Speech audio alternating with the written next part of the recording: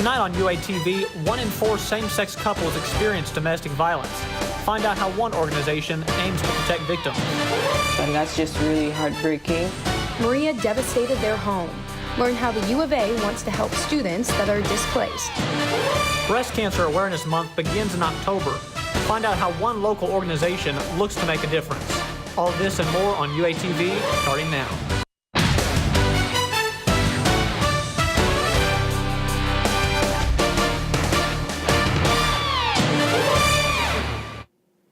Welcome to UATV Tonight. I'm Delaney Majors. And I'm Drew Smith. Thanks for joining us.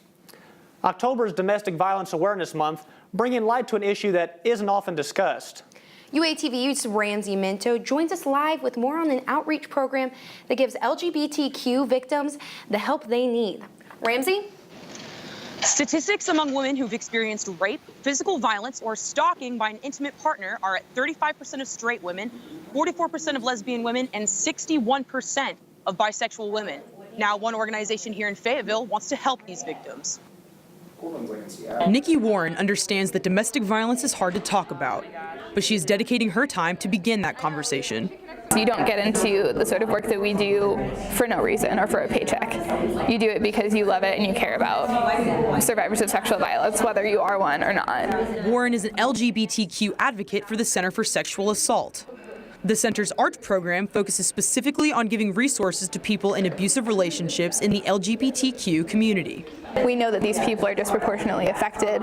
We want to go to them before they have to come to us, not knowing whether or not we're actually going to be helpful or useful. ARCH, which stands for Awareness, Resources, Compassion, and Healing, hosted a panel at the university to bring to light the issues that surround violence in these relationships. One additional problem these individuals face is the stress of being part of a minority group. This makes it harder for victims to find help. Why would those people want to go forward and talk about those things when they know that people with way more social capital, people who people want to believe more, the system wants to believe more, they still don't get that treatment? Warren says victims often aren't open about their sexuality and worried that discussing their personal lives might force them to come out. She says society often looks at relationships as being between a man and a woman, causing some to feel judged by society if they admit that they are a victim of domestic violence. Michelle Cooper, suicide prevention specialist and clinician at CAPS, says that not talking about these things can not only take a mental toll, but the violence can escalate further in a relationship. It doesn't need to be something that we hide or something that people feel ashamed about. ARCH provides free LGBTQ sexual assault services, resources, and support. They also provide a safe space for those victims who may need to process their experiences. Reporting live for UATV, I'm Ramsey Minto. Thanks, Ramsey. The Northwest Arkansas Center for Sexual Assault also has a separate outreach program for other minority groups, such as Latinx individuals and African Americans. The Associated Student Government is hosting a week-long campaign to bring awareness to sexual assault. It's On Us is a movement to end assaults across the country. One ASG official says he hopes to shed light on this issue. I think we've all been in situations or at a party where maybe there was a situation that we could have prevented as someone who was like of mind, and that's kind of the whole idea of it. Tomorrow marks the last day you can go to an event. Head over to the Union Connections Lounge to take part. In honor of Domestic Violence Awareness Month, Compassion Fayetteville will sponsor an art gallery featuring abstract artwork. The exhibition, called A Voyage in Visual Metaphors, is presented by Andrew Marcus Bell and will be displayed throughout Northwest Arkansas. 40% of all funds raised will benefit organizations serving families and children. Battling a life-threatening illness can leave a person feeling alone and hopeless. Chris Nunez joins us live with a story about a group of firefighters using the color pink to show hope, love, and support to those battling. Yeah, Delaney, over the past couple of years, people may have noticed a bright pink fire truck driving around Northwest Arkansas. Its crew are part of an organization helping to bring support to members of our community who are sick. Have a look. One more since I got your hands free. Thank you. These are not your average fire trucks. They're painted pink and covered in the names of those battling a life-threatening illness and those who have lost their battle. The trucks stand for hope, love, and community. Known as the People's Charity, Pink Hills is a nationwide organization that travels in these bright pink trucks. 2 years ago, Captain Seth Kallick of the Bella Vista Fire Department started the Northwest Arkansas chapter of Pink Hills. And what we've really seen is what we're looking for, and that's the smiles on the faces from the peoples that we make the home visits at. Kallick says the most important thing is the personal visits that the group makes. I think the one I'll remember the most was a lady, probably mid-40s, okay? She's got a couple little kids, and she's at the end of her life, and she knows it, and we knew she liked stuffed rabbits. So we brought her a stuffed rabbit, and she hugged that thing very tight. And it was several weeks later we had got the message that she had passed away, and yet she had requested that rabbit stay with her. Making the support personal is what the group is all about. They say anyone can send money to a charity, but nothing matches giving a person battling for their life personal hope and love. Now, although the Northwest Arkansas chapter of Pink Hills is only a couple of years old, the crew says support from the community is growing by the day. Reporting live for UATV, I'm Chris Nunez.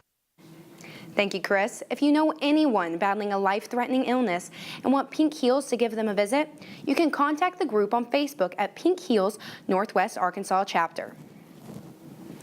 Well, it certainly was a little bit more warmer today than it was yesterday. That's right. Let's hope it stays that way. Erica Rankin is live with the weather forecast.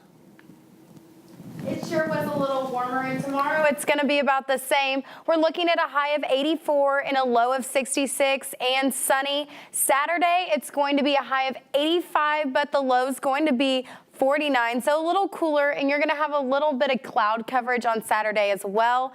And then as we move into Sunday, we're going to have a high of 62 and a low of 39. So you might want to bring out that parka on Sunday because it's going to be pretty chilly at night, and you can expect a few AM showers. That's all I have for your weather right now. Back to you guys. Thank you, Erica. Many students today dressed up for the Media, Communication, and Design Career Fair. This event helps students connect with professionals in hopes of finding a job or internship. One employer says students who attend are more likely to get jobs.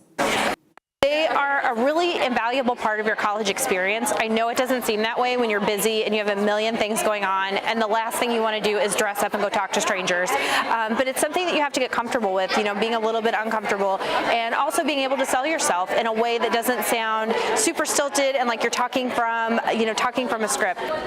Employers say it's important for students to show they want to learn new tips of the trade. After the break, learn how One Swing in Fayetteville is changing the art scene. A program aims to raise awareness about sexual assault. Find out how it uses a gallery to educate students about victim blaming.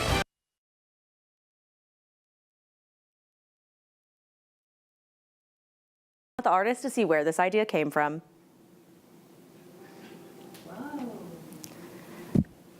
They didn't take me at all. The new sound art exhibit. Sound swings at Uptown are an interactive set of swings sized for adults and children that play music. The music is made by an electric guitar, and the lightness of the sound is designed to enhance the feeling of flight.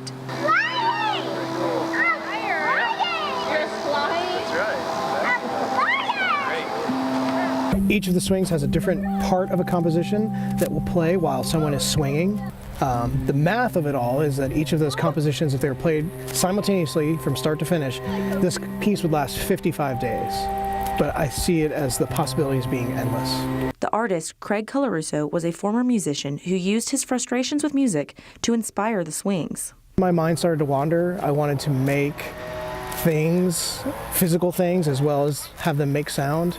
I think at some point I became disappointed with music, kind of let down that it was just music. I wish it could be something that I could crawl into and exist with for several months. I think that idea kind of turned into this. Colarusso craved to make something that people could feel like they are a part of. The swings are built to contribute to wellness and encourage people to find a friend, be active, and swing. The sound swings are located near the Uptown Mud Creek Trail. Live in studio, I'm Lauren Jackson. The interactive sound swings are open to the public and can be used by people of all ages. The university offers help to students affected by Hurricane Maria.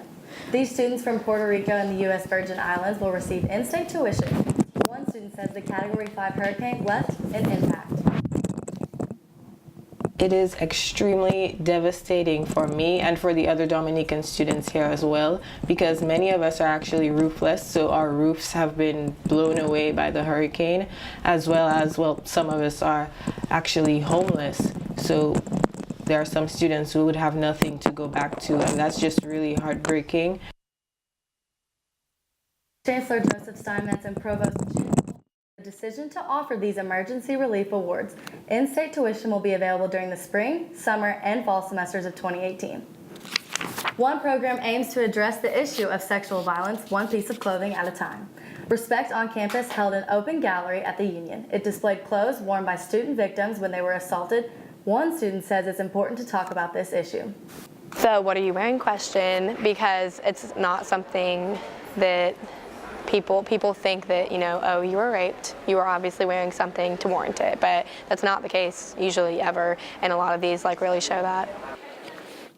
Last year, 5 students reported being sexually assaulted on campus.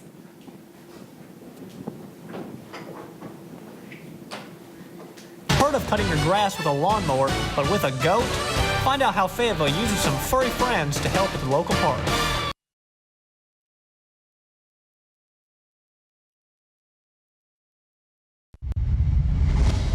Welcome back to UATV. Let's take a look at your national weather.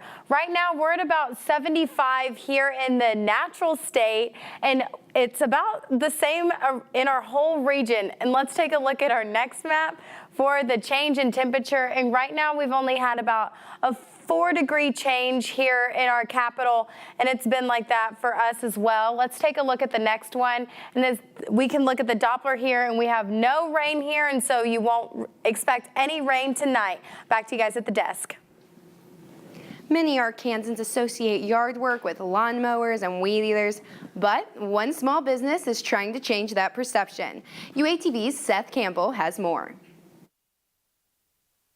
Guys, the next time you have an expensive yard project, instead of having to go hire equipment or bringing out the weed eater yourself, what if you could call the goats? Let's take a look.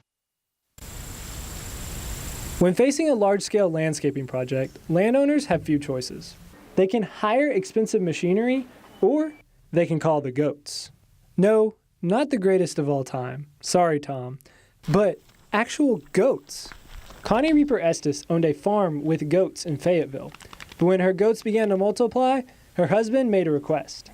He told me, you can certainly keep your goats, but they have to do something. They need a job. They're bored goats, and bored goats are trouble. The job Reaper Estes found for the goats was what they were good at, eating. They're led by their stomachs, though, so that makes it easy. Goats have an advantage over machinery because they are a renewable resource that does not disturb the topsoil. But the goats aren't just eating machines. They also have a personality. They are very different from each other. Some are very outgoing and always want to be first, and some are very shy and reserved and would rather just wait to see what's going on and don't really jump ahead. The goats mainly work to clear land, but Reaper Estes says they do other jobs too. Sometimes it's to keep their relatives or their children occupied for an afternoon. You can never really be sure. Whatever the reason, as long as you have food, the goats will be there. They won't own up to who actually does it, though. Now, these aren't just working goats. If you would like to go see these goats in person, they will actually be at Wilson Park this Saturday. For UATV, I'm Seth Campbell. What a unique story. Thank you, Seth. Now, these goats are a little picky. They don't eat all plants, so be sure and call ahead to make sure they'll be able to work with you in your yard. Volunteers who want to feed these little guys are always appreciated. Can Hog fans expect a change in quarterback this weekend? Find out what Coach Bielema has to say. And a win last night sends one team to the championship and another team to the dugout. Coming up in sports.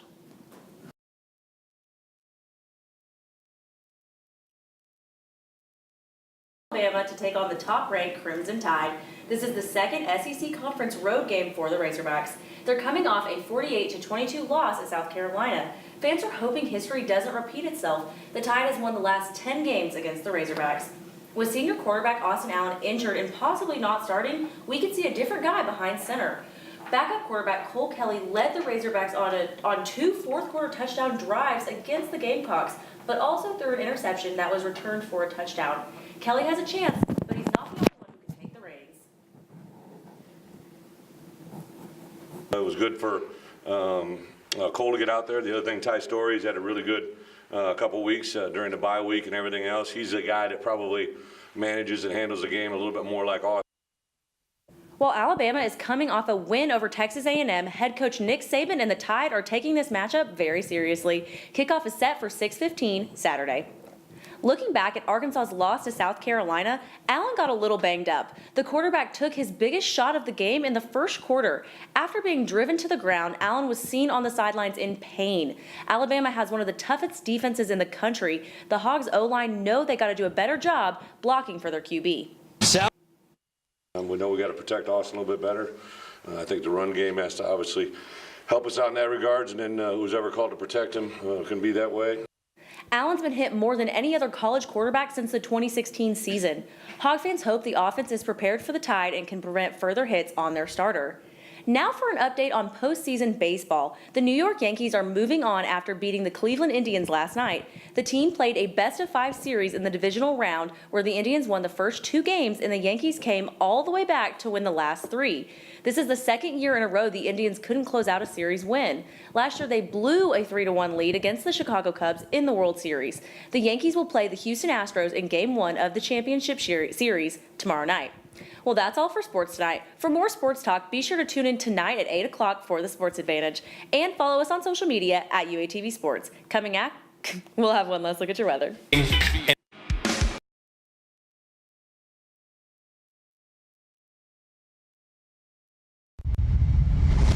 Get your weather tomorrow. It's going to be a high of 84 and sunny. Well, that's all I have. Back to you guys at the desk.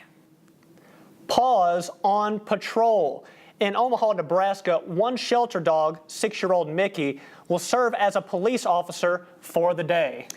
K9 for a Day is a partnership between the Nebraska Humane Society and the La Vista Police to bring awareness to dog adoptions. La Vista officers also gave Mickey his very own badge. He would definitely be considered a good boy.